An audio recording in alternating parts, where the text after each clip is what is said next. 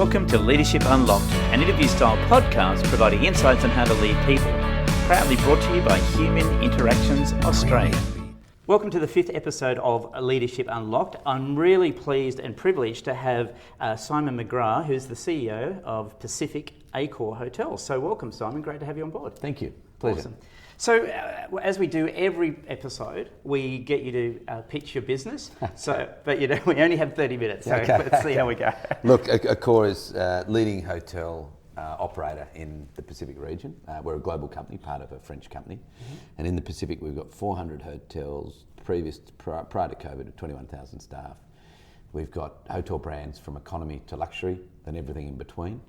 And we've been in Australia 30 years and we operate, I sort of like to think we operate as an Australian company with, international bench strength, which in today's world is required. We've got a great loyalty database of 5 million, Australian and New Zealanders. I'm one of those. A wonderful sense of purpose in terms of service and a very deep culture. And we're engaged in community. I mean, the art of hotel keeping is community, and from its early days, and we've maintained that. And whilst I get frightened of being big, the reality is we are. But I'd like to prefer to think that we've got scale, and we use that scale in a really meaningful way, in a very effective way. And tourism and hospitality, whilst during COVID it's been devastating. Prior to that, it certainly moved into a tier 1 industry globally. And there's no doubt what we're seeing now is a very quick V-shaped recovery. I think we've all stripped a whole lot of spending out of our household budgets, but the one thing we're all going to put back on, number one, is travel. And it's going to go, we've seen when a border opens, it goes berserk. So we're really confident. We've used the last 12 months well, and we're excited. And if I remember rightly, I've been around for a little while myself. So the brands, you brought on a lot of brands over time, right? So initially, my memory was Novotel. Yep. But then obviously Sofitel, Novotel. Yep.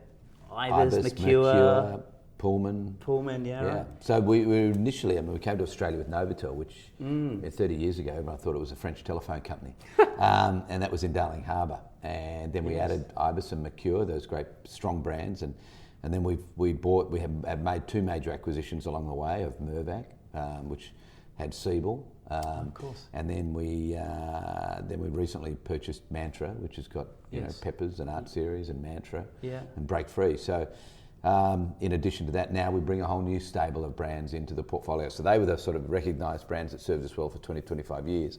And in the last 5 to 7 years, we've added certainly a whole plethora of luxury brands, and in Raffles and Sofitel and So and M Gallery, which is a boutique brand, correct? Yeah. And we've also got Orient Express and so on. And then we've now moved into, most recently, the last 2 or 3 years, lifestyle brands. So 25 Hour, Mama Shelter, Movenpick, Mondrian, those brands. So, the brand portfolio is essential to, ultimately delivering on our customer expectation, which is a curated set of hotel brand experiences, but they buy through the Accor brand, and that's where the loyalty captures their heart and soul, and then we can recognise them and keep them as loyal customers. So you've been in the industry for some time, is my reading. Yes, I have. Yeah. You don't need to give that away if you don't want to. Yeah, no, I have. I've been. I keep saying 20 years, but I've said that for the last 15 years in a row. So, it's about 35 years probably. I started in '85. Yeah. And you've been. I read that you've worked through Asia. Yep. So Malaysia, Thailand, Thailand, Singapore, and then all throughout Australia. I've sort of led some of Australia's largest resorts of Ayers Rock and Hamilton Island, and these big integrated pieces of infrastructure that are wonderful for Australian tourism. So, and then Gold Coast and Queensland and so on. So it's a very to be able to have that breadth of experience across geographies has been really interesting and quite meaningful. It's really been enjoyable. Yeah, so let's move into kind of the leadership space and go. That would have given you quite an interesting, over 35 years, you would have been quite young then, you've come through the ranks. So how has your leadership changed from, say, just working here in Australia versus working in Asia? Because I've done a lot of work in Asia as well. Yeah. And yes, there's cultural issues, well, not issues, but differences. Yeah. But there's also layers where we're very much the same as well. Yeah, look, so you bang on the money. You're quite perceptive. And I would think 1 out of 10 people that work in Asia would take that view. Yeah. incorrectly, and that's the correct view. Yeah. And what do I mean? I remember working in Thailand, and everyone said to me, "Oh, you've got 600 people in this resort. There's 4 expatriate managers. One's a German, one's a Frenchman, and I was the Australian who was general manager and leader of that business." And I remember landing in Thailand, and all these other general managers who were French, German, Italian, came to me. We had a dinner, and they said, "Oh, it's very different working here. You've got to treat them this way, and you've got to treat them that way, and they don't respond unless you do this," and so on and so forth. And being Australian, we don't come from a position of great ego or authority. We were pretty practical and down to earth. And I'd long had a history of sort of engaging with the team members and our management team, and that was our sort of way. So I sort of entered into sort of working my way through that. And what became quite apparent was working with a group of Thai people, or Singapore and Malaysia, was no different, right? No different in fundamental human values. People crave belonging, people want respect, people want to be listened to. What was radically different, and I think this is where people got confused, was the tools that you used. Whether it was the language, whether it was ceremony, whether it was religion, whether it was the way in which you approach something physically, and the behavioural traits. But the fundamental core values of humanity were exactly the same. Yeah. So I think people put all that, put the tools and methods together with the values and mixed it up and stuffed it up. So how many times did you see a German general manager get rushed out of Thailand because it took it too far, or someone from a different ethnicity not really capture the heart? And I think, I don't know why Australians did it well, but they did do it well, but some didn't. But on the whole, when you separated those two issues, it became a lot clearer. So I would understand people craved belonging, or understand people wanted to be listened to. I had to do it in a different way. Right. So I used, instead of me asking the question directly, because it was a bit culturally a different way, I maybe got that feedback via my head of TNC. Got you. So, and that's when you got that right, you then had a much more enjoyable experience. Yeah, as well. I saw that happen in Japan, actually, where I'd gone up to Tokyo to do some work. A business partner at the time had done some work up there. He could speak some Japanese, and they actually dissed him and didn't want to be part of him. And it was really interesting, because he tried to be one of them. Yes. And I actually distanced myself and said, well, I'm not part of you. If I say anything that upsets you, I apologise. Yes. And there was all of a sudden connection, because there was this respect. Very good. Very true. Which is intriguing, right? So high performing teams, they often have an opportunity to grow and develop their people. What does Accor do to help their people get into positions where they can grow and develop as a person, as a leader, as a technician? Look, I think first and foremost, the cultural values of Accor are quite entrepreneurial by nature, being French. Yeah. They don't over-govern. So, I've often considered that if I was working for other chains from different regions, I'd have a grid matrix sitting on top of me of the things I have to do and don't do, and so on. So by nature of European French background, and then you combine that with an Australian culture, comes together very well. So by nature, number one is entrepreneur. Number two, we have growth as an obsessive part of our company. Yeah. And people go, that's a bit, what does that mean? Nobody wants to work for a company that's static or going backwards at its heart. So growth is so important to us to satisfy our team members. You get that pride. I always think that you can tell a company's success by the way its employees talk about it on a Sunday afternoon barbecue with family and friends. Right? Not in the boardroom. But what are they saying about my company or their company that they work for? Yeah. And I'd like to think they're inspired by that growth, and they're passionate about it, and they talk proudly about it. So entrepreneurship, a level of pride through growth. And then, naturally we would have all the management mechanisms of evaluation and performance culture within, and a strong set of values that we stand for and we're very clear on. It's an interesting concept, isn't it? That growth, it's the growth in growth. Absolutely. It's like the growth of a business through the the financials and the better product and better experience and so forth gives these people more opportunity to grow in their own roles as well, right? My father always said to me, it's very hard to help people when you're poor. So it's okay to be economically strong. It's just you don't want to obsess about it. When you get there, you want to use it for good purpose. So we are economically strong by growth, but we return it to our team members and our people and our community and our investors that we work with. So, but I firmly believe it's we've all been in businesses or business units from time to time that aren't going so well. you can't get out of bed to help yourself, let alone to help others. It's like pushing it uphill, isn't it? So you do need to be fiscally strong. Yeah. And that comes from growth. Yeah, absolutely. And you need to be unashamed about it. And sometimes you have to prioritise that first, but you just can't stay in that space. Yeah. Selfishly, you've got to get out of that space once you're there and use it for good purpose, so it's sustainable. And so you have a fairly diverse group of people working here in Australia as well? Very, very diverse. I mean, gender diversity is very natural to us. Ethnic diversity is something that, in hospitality comes quite naturally. We've embarked 17 years ago on a very strong Indigenous approach, and we've really enjoyed that story. We keep it very private. We don't use it for marketing. I think there's a natural fit of our Indigenous voice in tourism and hospitality if we want to talk about the beautiful land in which we live. And same with our Maori culture in New Zealand. That's true.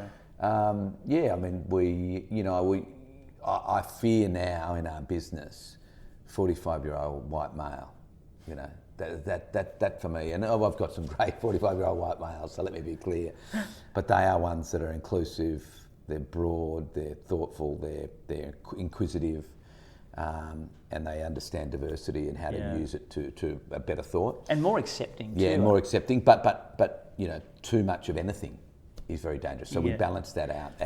And our male champions of change are extraordinary. But I tell you what, if you let a company be too flavoured by that sort of category of executive, then you're going to be really bland and beige in your output. And I think you make a good point there too, is that, not to name any companies by any means, but I think there are companies that are using it as a marketing tool. Of course. And that just feels, technical term, icky. It's awful, yeah. It's really quite ugly. So how long have you been in a leadership role yourself? I went to Ayers Rock when I was 20. Yes, beautiful. When I was 25, and I was appointed general manager. I was with Southern Pacific Hotel Group at the time, and I was appointed general manager at a fairly young age. Not because of talent, more so that no one else wanted to go to Ayers Rock. But then I thought, like everything, and I say this to some of our female leaders that are questioning, did I get put into the role because I was a female?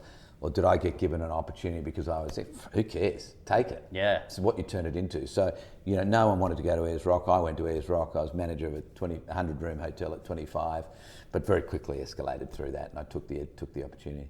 Is that what's now known as sales?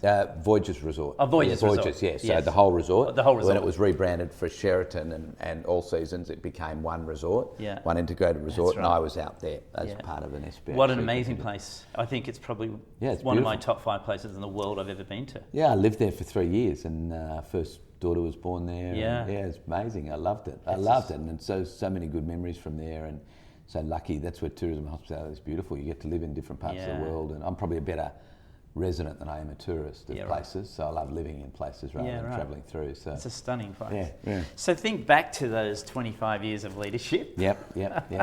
And if you're prepared to be somewhat vulnerable, what are some of the things you've stuffed up along the way? If there's things that and you can be specific or not so, but what are some things that you feel like you've done that you go, oh, I wish I hadn't done that? I don't wish I hadn't done anything, because I'm really happy with where I am today. And I'm desperate for improvement. So I now look at everything that I stuffed up, and there was heaps. So I really quite enjoy it now. And maybe as you get more confident, you become more excited by your failures than you do your wins, because you're learning at that point in time. So things I stuffed up. For the good of the team, I drove people hard and too hard. And demanded too much of them and spoke at them, and never listened. That was the first phase of great failure. And I used that for about 10 years. It served me well. It got me where I wanted to go, and we had success in all the hotels I was in, and maybe it was a different generation of leadership as well. So maybe it was relevant for the time, I'm not sure.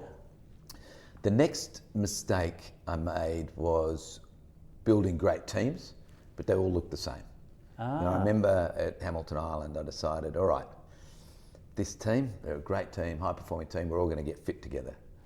And I loved fitness and training, and so the whole team had to do that. Yeah, right. And we all trained, and we all did this, and we all did that. And again, that sort of building a common team of same values, same behaviours, same goals was great, but it had these mistakes were effective, but they all capped out. So they weren't really necessarily errors. Their intent of driving a team hard and building a team that all looks the same started well. Yeah, so you're achieving a result initially. They had limited capability. Yeah. And I learned probably today that I've got a team of people that are quite diverse in thought. I actually don't, and probably the biggest mistake was capturing people when they're doing things wrong. That was probably my biggest mistake of my career. Yeah.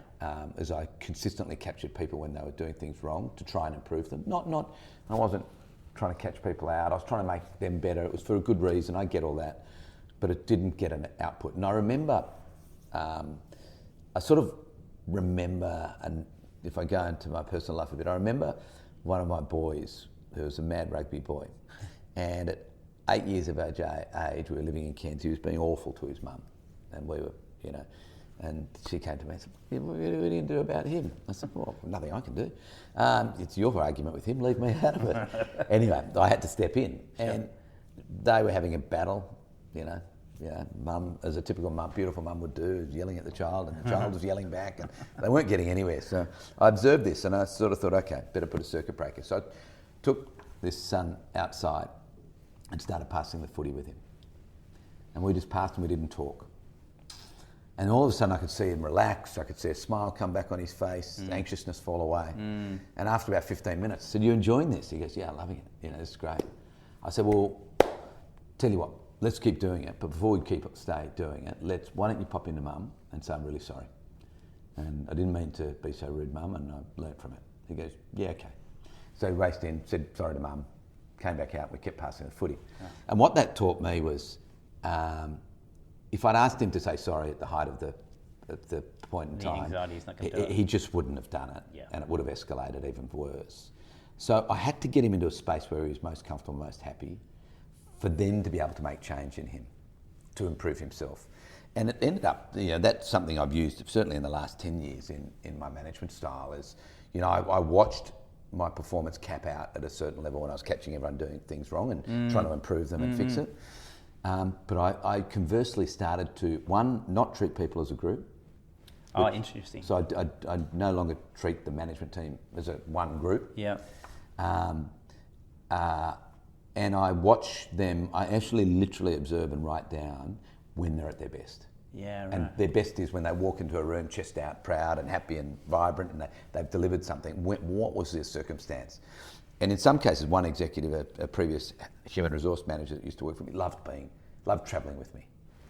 So, and he, at times I needed to get certain outcomes out of him, and he was a great leader, but I wanted, sometimes I wanted more. More, yeah, sure. So we'd travel together 2.5 days, and I might say to him at the end of that, look, the way you dealt with that probably could be improved that way. He was up for it. He was so open for it, and he'd make change. Had I said that to him on the run, in the office, another one of our leaders loves knowing everything about the company, loves to know what I'm thinking about the whole company, hates being left out of that. Yeah, right. Whether it's relevant to that particular person or not. So it's important that I give that person that. Another particular leader loves a very respectful environment. So I'm really careful, not that I do much, but I don't swear, I'm very polite. Sure. And so on. Another leader likes being left alone, doesn't like being overmanaged, and loves being me just going, I trust you. Yeah, right. But would you mind doing this? Loves it. Hates being pampered and hates being treated like the human resource. So they're all different. So what I try and do... But you're taking the time to understand each person. Yeah, just try and watch when they're in a great space. Yeah, right. And then I try and put that in that... My whole method is not actually what do I tell them or what I don't tell them. My whole method to managing them is putting them in that space as often as possible. Nice. And if in 4 days, out of 5 days I can put them in that space 4 days, then I'm probably going to get a great output. I'm probably going to be able to get some messages through. And they're probably going to be able to deliver some innovation that I wouldn't have otherwise expected. And how different is the team around you now than it was, 20 years ago, 10 years ago, and so forth? You talked about not having a common group. No. 15 years ago, I selected and recruited people that looked like me. Yeah. And today, none of them look like me. Thank God. They are so much more intelligent than me. They're more innovative than me. They're more capable. Yeah. And they've got different ways of thinking. But there's an ability as a leader, though, to stop and being able to listen to that. Like I had a conversation with my kids yesterday. They were arguing over some dance steps or something, whatever it was. But it was like, forget the dance steps. I don't want the detail. I just want you to think about how you're interacting with each other and how are you listening to each other. And how does the other person feel when you're listening to the other person? Just trying to get that concept through to them. I think so. I still don't listen enough, and I give people that license. I think when you work with people, you have a responsibility to tell them your weaknesses straight up. You have to say to them, look, I've engaged you, you're great, thanks very much. Listen, working with me, because most people say, oh, I've worked out how to work with the MD. Right. But it's taken them 3 years. What a waste of time. So I go to people now, when I employ them, I say, look, here you go. This is what you're good. This is what I'm pretty good at, but this is what you got to watch out for. Okay. So I've got a blind spot relation to listening. Yeah. I move too fast. I'm too energetic at times and don't X, Y, or Z, this, that, and the other. How do they take that? Well, they sort of look at it strangely, but obviously they see a level of confidence, but they also see a license whereby they can step in and go, I say to them, so you have license now to say, when I'm not listening, grab me by grab both shoulders and grab me and say stop. Yeah. And I'm trying to be aware of it. And the more I say it to other people, the more I'm aware of it myself. I heard that term earlier yesterday. You scare people with honesty. Yeah, and you do. It's disarming. But as I said, the more you tell people publicly about your weaknesses, the more you fix them as well. So what are your current key philosophies now, though? If you were to, I don't know, if there was a 4-step or 5-step process, or there was a 5 key points, if you were doing it on a slide and a presentation, what would you say your key philosophies are? Well, just at a more macro life level, which can apply in business, personal life, or whatever, I tell people 3 things. Firstly, number 1 is work 110%. Like, work harder than everyone else. Success comes from those people that work harder than everyone else. Yeah. If you want work-life balance, I've got a different view to that, which I can come to, but you've got to work hard. Yeah. Whether you're private, whether it's about your family, whether it's about sport, there isn't anyone that's been successful that hasn't worked hard. So true. You don't want to work hard. I accept sometimes it's silly to work that hard, but don't expect the results that you want from it. Yeah. So number 1 is work hard. Number 2 is ask questions. Ask questions does 2 things. 1, you learn, and secondly, you're interested in someone. Yeah. So if you're emphatically asking questions all the time, you really learn a lot. You learn so much, and most importantly, people feel great. The greatest question. People love talking about themselves. The greatest question you can ask is, would you mind helping me? Yeah. You could ask the toughest bikie in the world, and I guarantee you, you'll disarm them. The third thing is make people smile. And that's about putting people in a happy place very, very quickly. When you're going into disputes with someone, don't formalise it. Yeah. Don't walk in and they sit there, you sit here. Ask them, but even if you're about to screw them or do what you need to do commercially, at least be polite, at least smile, at least make them, and just disarm people and make people smile. People sort of think, I have to behave this way. You don't have to behave formally. You never have to behave formally. You can still get a formal outcome. Sure. The amount of people say, well, you can't ask that. Well, of course I can. Yeah. If I tell people what I'm doing, I'd like to do X, now we're going to talk about Y, and then we're going to get to that. So I think, work 110%, ask questions, and make people smile. Okay. Very simple. Like it. But if you repeat it consistently in any situation, it'll get you through. I promise you. And it'll get you a really good outcome. So, I think that's really important. I think then from that, I think you've got to be incredibly unselfish. I mean, what I look for is a wash on everything. When I'm trying to determine 2 things in a leader, and when you quickly need to assess someone to be in a leadership position, and this is very different to just a great employee, but leaders have typically unselfish and competitive, right? So what does that mean? Competitive is that if I said to you, Craig, look, John's done a really good job of that, it'll drive you nuts. You're competitive because you want to be good. You won't necessarily want to hurt, that doesn't mean you want to hurt John, but you just want to do the best. Competitive people solve their own problems, achieve good results, and like to generally deliver best practice. They don't like things that are mediocre. That's a competitive person. They're pretty good in a company. What you've also got to have is unselfishness. So I've had many people that are great at delivering results, but they're incredibly selfish. It's for them and their success, and they're cultural criminals. They're assholes. You tolerate them in companies, you tolerate them too long, and they ruin a company. But if you can have someone that's competitive and unselfish, which means they deliver best practice, they don't mind who gets the credit for it, they're outstanding at getting results, they share it with their team, So they're unselfish. They're good for a company. If you have unselfish people that are not competitive, they're wonderful at a morning tea, but they're hopeless at getting results. Like they just hug. So I've got to pronounce this right. Patrick Lencioni, I think that's pronounces it. He talks about it being humble and hungry. Yeah.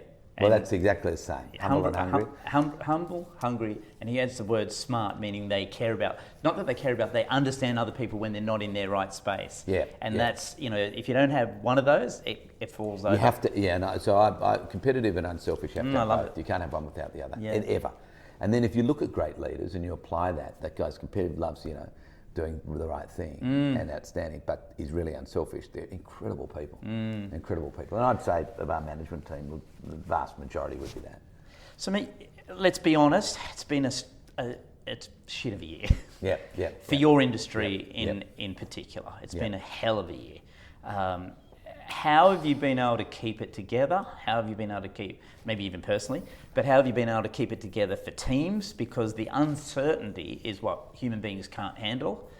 And how have you been able to give them any certainty, if at all? Well, how do we keep it together? Look, I think if you're let's say COVID started in March last year, April we were in the thick of it. If you wanted to then develop a whole lot of cultural values and competencies and a way of working through COVID, and you wanted to sort of put that together in April, way too late. It had to be done 3 years before, 2 years before, 5 years. So we came into it very strong. I was very pragmatic. I acknowledged we'll graze our knees through this. Applying the principles we just talked about, competitive and unselfish. I wanted to do COVID as a company better than anyone else.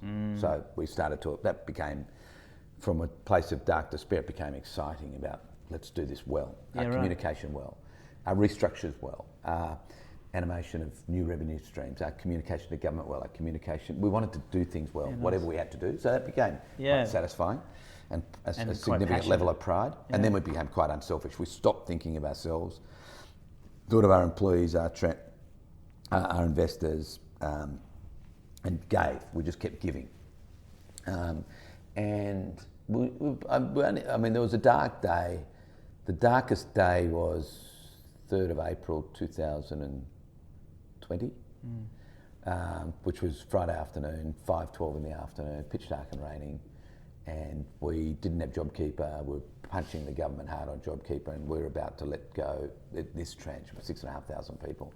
And at the same time, I got this most beautiful video of all our people that were on the front line caring for people. And I thought, wow, it's unbelievable. So I remember writing that date down and time, and I said, from this point on, we're going to rebuild this company bigger and faster and quicker. Nice. And by 2025, over that 5-year period, it's going to be amazing. Now, most of our business will be backing up and in full swing by the end of this year. This year? Yeah, a lot of it will. Yeah. But and particularly in this part of the world, so it'll be a V-shaped recovery, not a deep year. But I still want to use that 2025 date to be this incredible company that no one could have imagined. And as we just get over crisis and we start to get into normal business, next week we start to plan what incredible looks like. And we're a pretty amazing company going in terms of our employee engagement, in terms of our approach to customer. But we want to be something that we've never imagined before, and that's what COVID will deliver us. Because you've just opened it up. Absolutely. What did I just see? Yarra Valley? Yeah. Is that what I saw Yarra today? Valley, new property. Our growth is, we've had a development pipeline. Our first 4 months of the year in terms of our development has been far greater than ever before. We want to use COVID, and from when I wrote down that date, I knew we would use COVID to accelerate us to a big, we don't just want the norm, we don't want the same, we want greater. Yeah, and look, I know there's many companies that are suffering, but there's some companies that are really thriving. Oh, yeah. Massively thriving. Yeah. I saw a post yesterday, Michael Schneider talking from Bunnings, and he's actually going to be a guest on here next month as well. Yeah. They're doing some phenomenal things. Yeah. And they've rethought their business slightly because they were never online. No. And they rethought that. We've done so many things that we wanted to do. We're faster, we're quicker, we're better, we're stronger. Yeah. We're appreciative. We're far better company, even today. That's amazing. 12 months on. And what's next? What's next for Accor? Growth. Yeah. I want to make sure that we dominate the consumer space, not just in hotels, but sit well beside Coles, Woolies, Qantas, and so on in the consumer satisfaction, which means we go into adjacency businesses in terms of experiences and loyalty. Yeah. I want to make sure that our workforce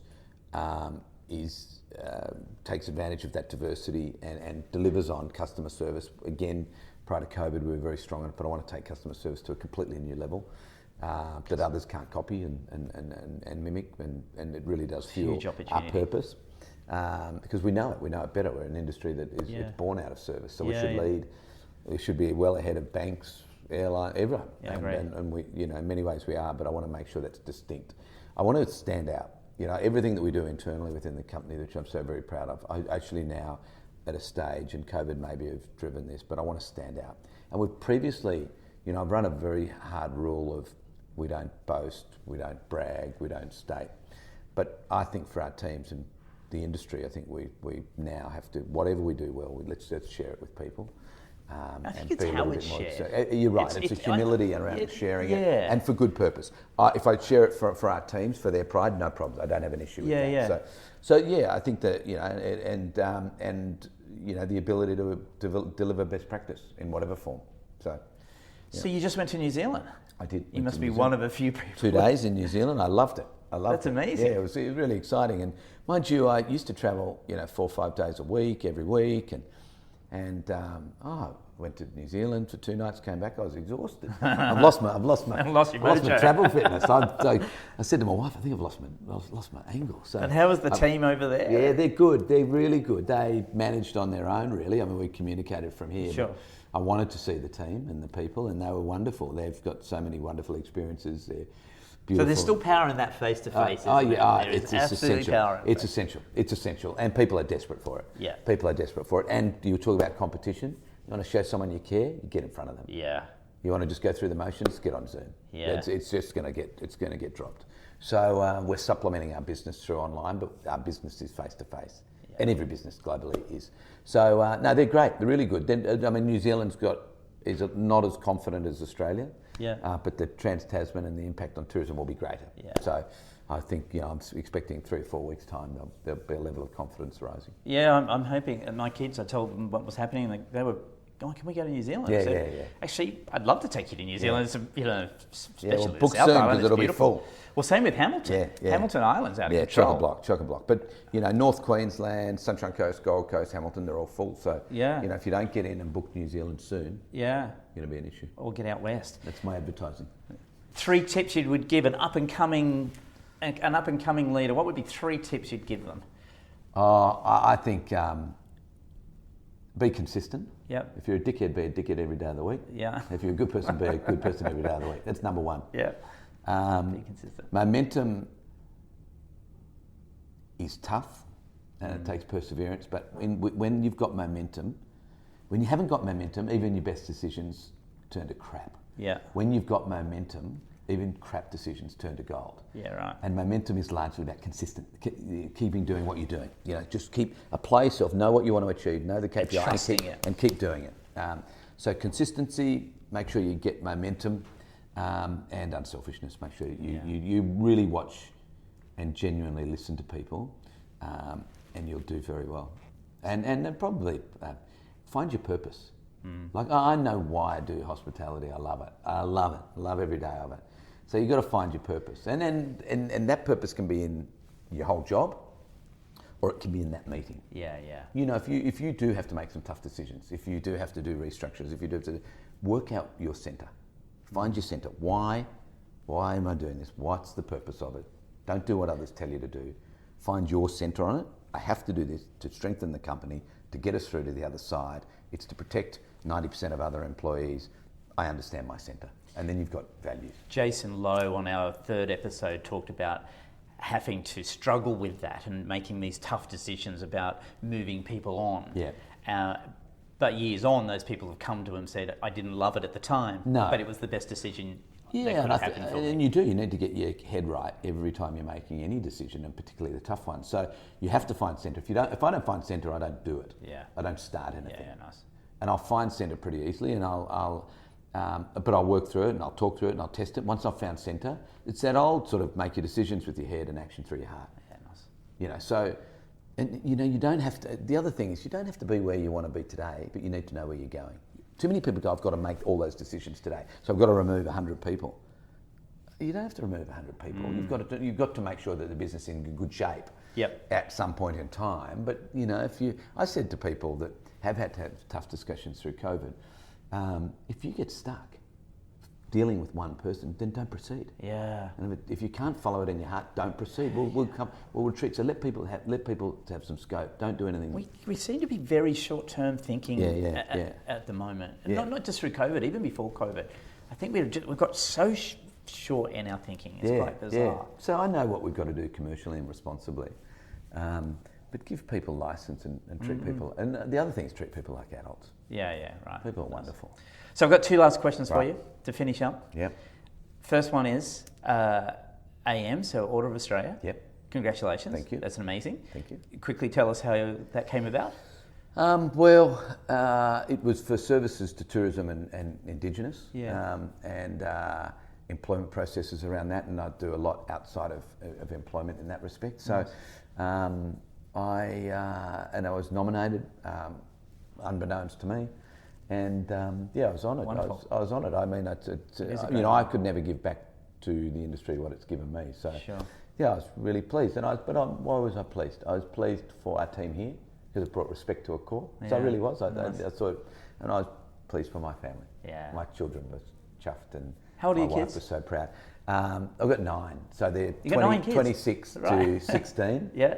A girl at the top and a girl at the bottom, and then 7 boys in between. Oh wow! Yeah, they're bookended by the girls. Yeah. So, and the girls are the problems. No, they're not. No, I've got 3 girls, so don't tell me that. They're beautiful. So no, they're good. So and that brought some pride to them, and that's probably the main reason I was delighted. Last question.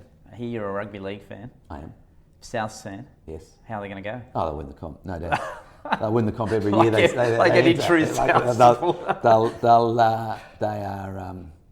I love them. Yeah. No, I really like them. I really like rugby league. I think its contribution to the potential for its contribution to community is huge. I'd love it to live up to that and realise. I'd love it to stop being so selfish and give to community. Stop clubs fighting about themselves. It's incredible. And it's got so much to deliver to youth and families and so on. And it showed that through COVID. It showed it through because COVID. Because I was very sceptical about it coming back so early. No, they were but great. people needed it. I think the community needed it. Yeah, look, I think it's had many great leaders over the year, but I think Andrew Abdo and Peter V'landys as a combination are quite remarkable, and they will give a lot. But I think, and I like South because of a range of reasons, but I love South's cares. I think Blake Solly is a wonderful leader, and they're a great club that give to community, and genuinely they don't brag about it. They give to community. Been around for a long time. And on the field, no doubt. I mean, start the season every year, and I bought my 10 tickets to the grand final. Always the optimist. Oh, absolutely. Never. No, they're wonderful. Awesome. Mate, thank you so much for your time. I really appreciate it. And we look forward to seeing this podcast up in the next couple of weeks. Thank you. Take care.